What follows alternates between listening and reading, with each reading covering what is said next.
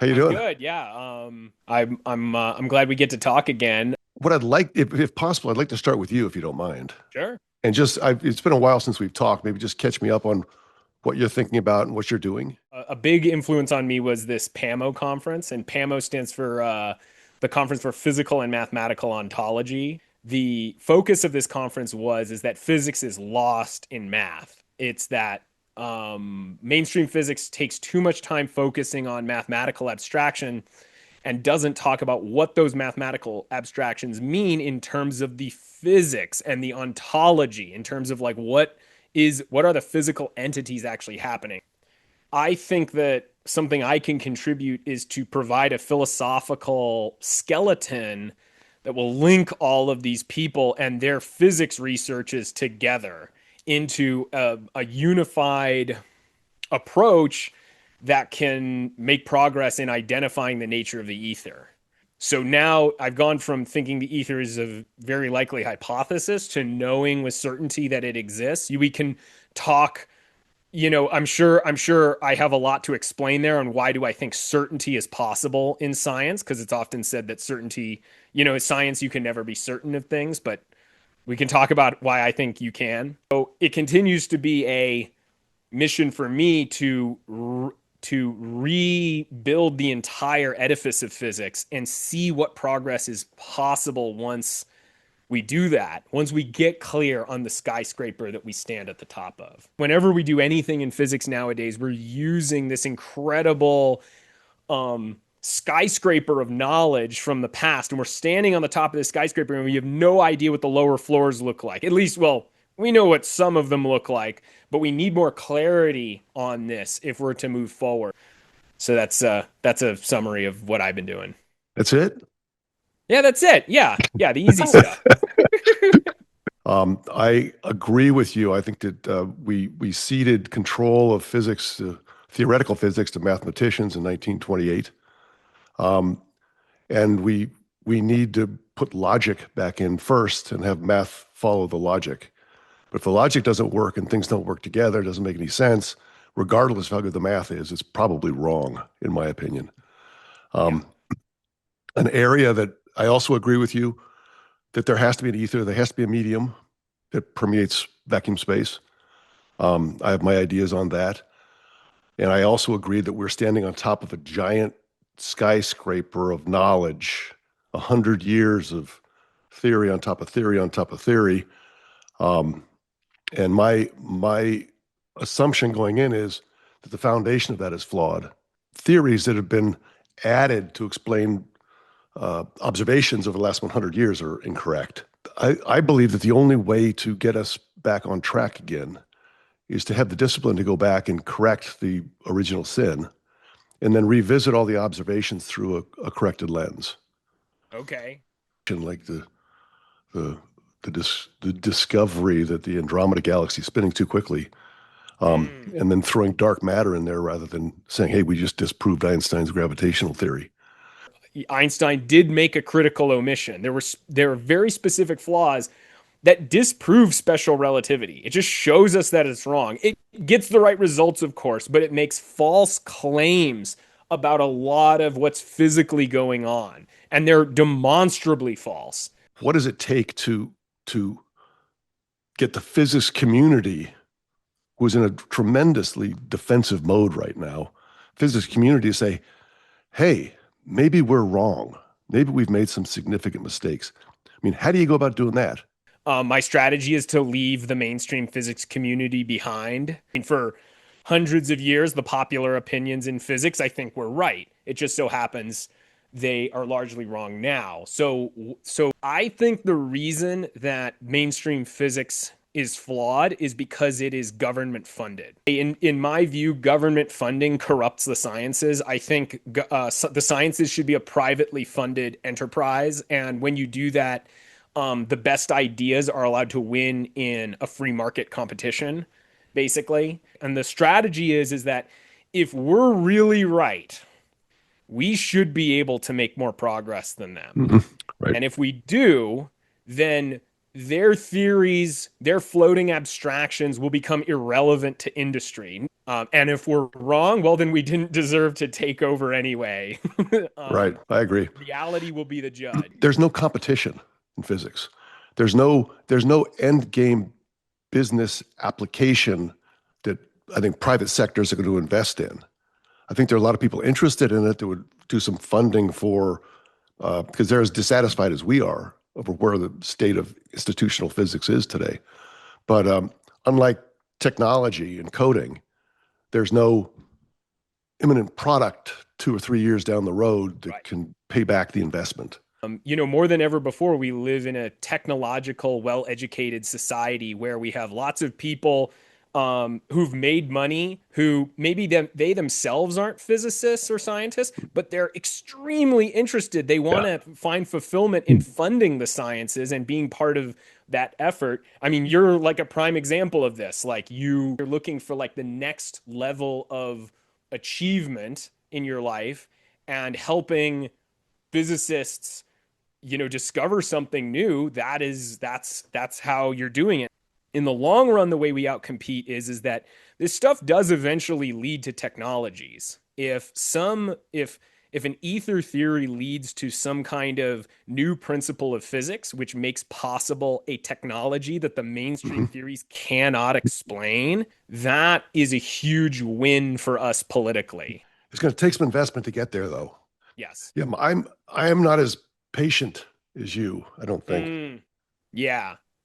We've discussed this before. Yeah. And you shouldn't be. The challenge we have is that the peer review process is structured entirely to protect the status quo, Hmm. and they're not going to support anything that's outside the mainstream. You need to get people like us and a large group of people like us asking them questions. They can't answer the basic questions. If you ask them enough, they finally get to the point where we don't know. Their house of cards is going to come tumbling down fairly quickly. Mm, I think it much like what Einstein did back in the early 1900s, is he came up with a better solution than Newtonian physics offered in a couple of different categories, and he got the attention of the science community back then, and they propped it up. It was a better theory. If you go back and say, what is the key question that we have the most difficulty with? For me, it's the absolute dependence of the foundation of our models on fundamental forces, forces that mm, have no explanation as to how they happen. What is the mhm, cause of them? They just do. And it's the most powerful forces in the universe have no cause, which defies both the first and the second laws of thermodynamics and a whole bunch of and logic and everything else. If you make the question to start with, where does the energy come from that allows the atom to do its work, that holds the nuclei together, that generates this powerful field that operates around it, that generates an electromagnetic field extending beyond its body? If you ask that question, the only answer, the only answer is if you say no more fundamental forces, is it has to be the ether. The energy has to be drawn from ether. There are no other options. It cannot be, through, thin air because obviously it operates without an atmosphere. One option. And then if you take that and say, okay, let's run with that. If that ether has energy properties and those properties interact with matter, drawn into matter, and that energy is being used to create the allow the atom to operate, and then you scale it, say, okay, what about the Earth? Well, it's a shitload of atoms. mhm, So that means a whole bunch of energy is being pulled from this region of the solar system. As it condenses on the surface, you get gravity. It provides a drag on other objects as it passes through. And the whole thing scales all the way out. What I'd like to try to convince people of is that there is an alternate solution that's consistent with all scientific observations, that is based on an ether energy concept that gets rid of fundamental forces, that gets rid of particle physics and antiparticles and a whole bunch of other stuff, and is really simple. But I think that providing a better solution and then debating it, and let's have them put them in a position where they have to tell us why this ether energy concept is wrong. Tell us why it's wrong. you want to see progress soon. I'm happy to, I have this big plan that, I'm happy to see pan out over 30 years.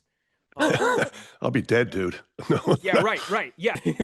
That's what I was saying. That's basically what I was saying, but more delicately. Well, one thing that I think we could stress is that it is not it's not a zero probability that Einstein made a foundational error, an omission. Oh, well, I And think it there's a, I mean, in my view, there's a 100% probability that he right. did. I'm already convinced of several big mistakes in relativity. I believe that too, but if we can get them to say, yes, there's a Oh, I see. possibility that the foundation screwed up, Oh, and then okay. ask them, okay, if it's messed up and we've had to reconcile all observations to that for 100 years, and they're all could be compromised because of that, Uh-huh. what would our world look like? Well, it would look like just what it looks like today. Yep. Not making any progress. Mathematicians are binding it all together with very creative solutions. If you got the consensus to admit all of that, what would then happen? What's the next step that you would like to happen after that? Then you go back and say, okay, go back to 1918 or 1905 and look at what Maxwell was doing. Look at all the other stuff that was available back then. Remove Einstein, remove him completely, and use 2020 hindsight with all that we've learned in the last 100 years about the behavior of the atom and the movement of the universe, and then try to come up with a whole new solution. I think you'd end up with an ether energy theory. If there is a foundational energy that permeates the universe and the galaxies are floating in flows of this stuff, there's your unlimited energy source. You know, I believe that we're harvesting it now, right now at the mitochondrial level. I believe we harvest the stuff off as hydrogen atoms. I've heard you say on a number of occasions that the nucleus is bound together with a particular force. You've intimated that that force is like a perpetual motion machine. You've said that force keeps going. It keeps pulling the subatomic particles together, and it just keeps going and going and going. Therefore, we need energy to support that force. It seems like that's what you're saying. It looks like I'm No. misunderstanding you then. Yeah. Okay. So the what happens is the a nucleon, proton, neutron, they're both exactly the same object. They're simply in a different state of charge when they're being measured. If you isolate a proton long enough, it turns into a neutron. If you add energy to a neutron, it turns into a proton. Same weight, it's just a charge issue. Okay. The nucleus, each of those is a tiny ball of pure energy. I think the E equals mc squared is roughly correct. And that energy needs to be fed. It's being fed from the ether. There's like a candle flame that sucks in oxygen. A nuclei sucks in clear energy. As the energy converges on the object, the concentration of energy increases the reverse of the inverse squared law, and it reaches a point of saturation where it begins to transition into a physical state. So if you take a non-physical ether, condense it to a point, reduce the volume it occupies, it takes on physical properties, and you end up with an electron field, which is basically flashing electrons. Electrons don't orbit. They're flashing. They come in and out of the ether, and in and out of the field. The nuclei absorbs that as needed. It needs energy. It is the current generated by that current running from nucleon to nucleon to nucleon that holds it together, binds it like an electric lock. It's an incredibly powerful current, and it's got frequency, and there's a frequency of the electron occurrences in the field, and it's the current inside of the nuclei that generates the electromagnetic field that extends beyond the atom. And that's a continuous process. It's a flame. And if you extinguish the flame, if you cut off the oxygen, if you cut off the clear energy, as happens inside of large objects end up supernovaing, you destabilize what energy is stored in a nuclear state, and it releases it back into a kinetic state, and you end up with a supernova. And that's the result of an object growing too large and it choking itself. You've given me aspects of your hypothesis. And this is an overarching hypothesis that you have for explaining a great many phenomena in physics. What is the evidence that led you to this particular hypothesis? I'll make it a long story short. I through my professional career, over a 20-year period, I had scores of what I call epiphanies.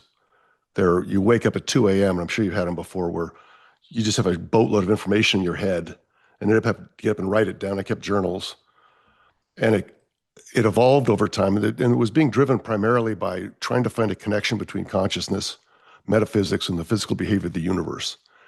And it kept coming, and I never requested it. I never studied it. I never talked to anybody about it, including my wife. And in 2008, bang, I understood where the sun's luminosity came from.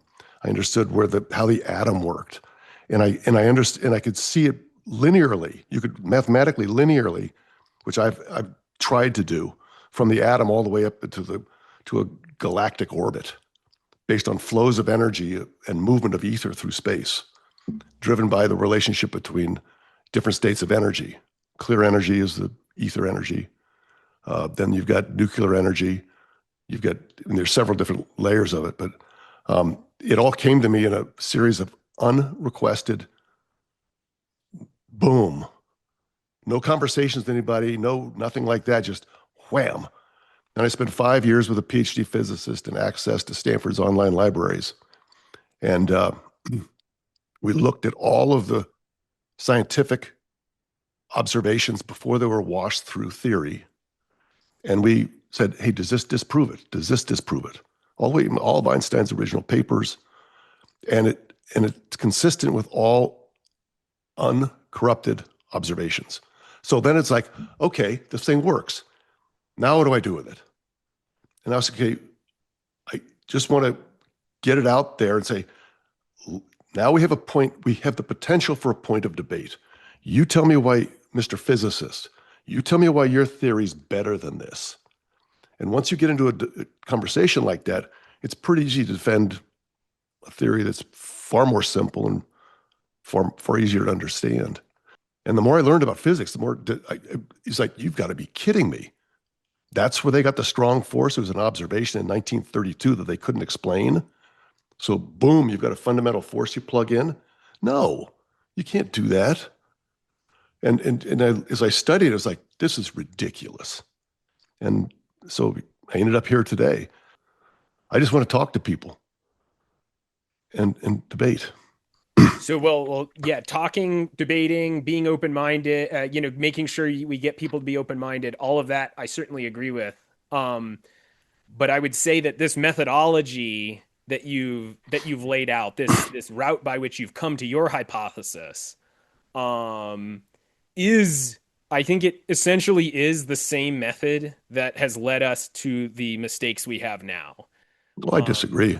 What you've said here is that information came into your mind from God knows where. You have no idea where it came from. It's in your mind now somehow. These ideas did not come to you from an examination of the evidence and then thinking, oh, well, the evidence leads me to this hypothesis. And then this piece of prior evidence leads me to this hypothesis. Like, I'll just give one example. So, here's a simple example. So why did I first think there might be an ether? The reason I thought there might be an ether is because there are all these fields, and fields are properties at different locations. And I thought, well, it would be wherever there's a property, there's an entity with that property. Mm-hmm. And so that on its own didn't prove it, but that was a pretty strong argument. So I had a particular piece of evidence that led me to that hypothesis. Then I think all hypotheses need to be justified. They need to be justified by the prior evidence. And saying that they popped into your head one day is not a justification. No, but you could have inspiration.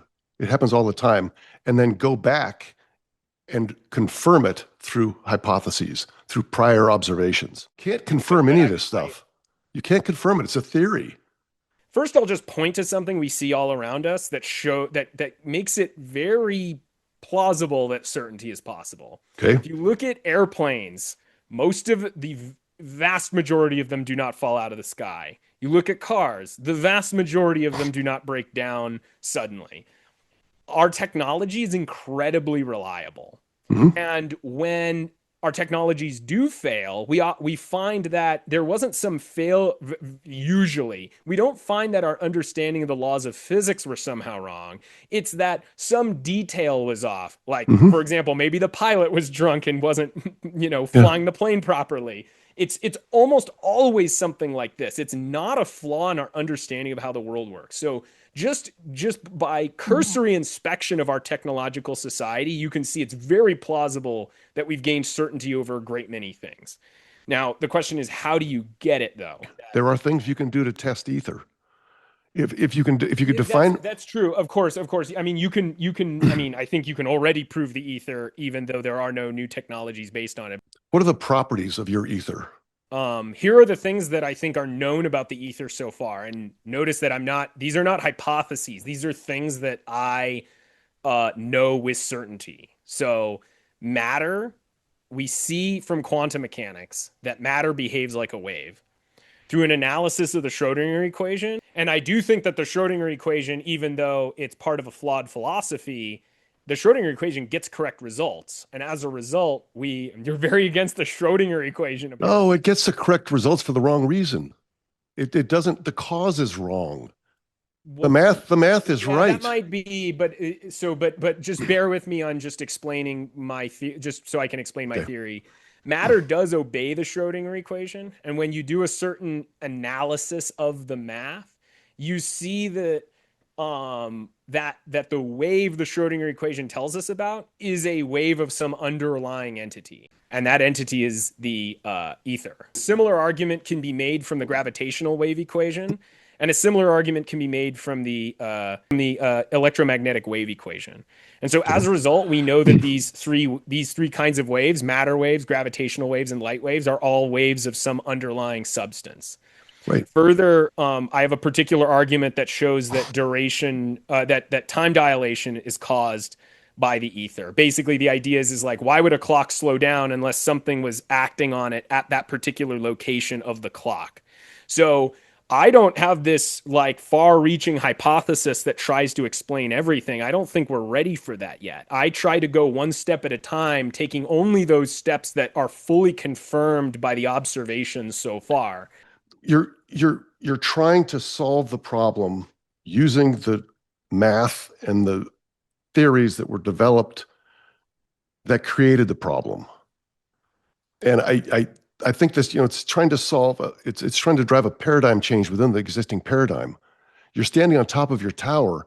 You need to step away from the tower, look at it separately, and then try to reconstruct the tower based on a more solid foundation.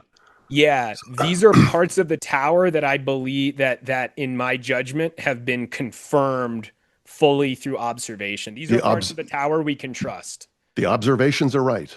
Yeah. The math is right. What causes those things to happen are wrong. Yes. The cause is wrong. Yeah. And these arguments that I'm making argue only from the math. Yeah. And that is why I'm confident in them. Even though the math has all this sorts of faulty foundation, I completely agree. But the math itself is right. And if you argue only from the math, I agree with the math. I used it as then- confirmation of my theory. All Yeah. I'm saying, James, is there's a world out there of brilliant people, kids being taught every year that Einstein was right, being launched into the world. The best and the brightest are being corrupted through the education process. At some point, that has to change. Those brilliant kids have to be given some room, some latitude to be creative. Now, the difference I have with what you're saying is the only reason to have a theory is it provides a roadmap to pursue. It provides researchers a roadmap where to go look for the next thing. Einstein gave us that roadmap. It morphed with quantum, but it tells our physicists where to go look. And that's what they're doing today. And they're looking in the wrong places, and that's why they're not getting anywhere. I think part of what we need to do is make the argument against government-funded science. It's socialized science. It's like, Yeah. what Cuba has, for their whole country, we have for science. So like that's basically why it's not working. It's like it's a Soviet style system. You can't just blow it up without giving an alternative. Let's give them an alternative and allow them to start going to look. And they may disprove the alternative. Great. But at least get it in a different direction where there's a higher probability of having some significant breakthrough rather than the next Yohn or Higgs boson thing. Mm-hmm. We need the best and the brightest in our community to look in different places, looking for different answers. You want the private sector to drive the next paradigm shift in physics. I'm just looking to solve it myself. Well, I've solved it. All you got to do is look at my website, James. Thank you, James, for your time. And I hope our paths cross again. Very good. Hope so Great. too. Great. Talk to you Take later. care.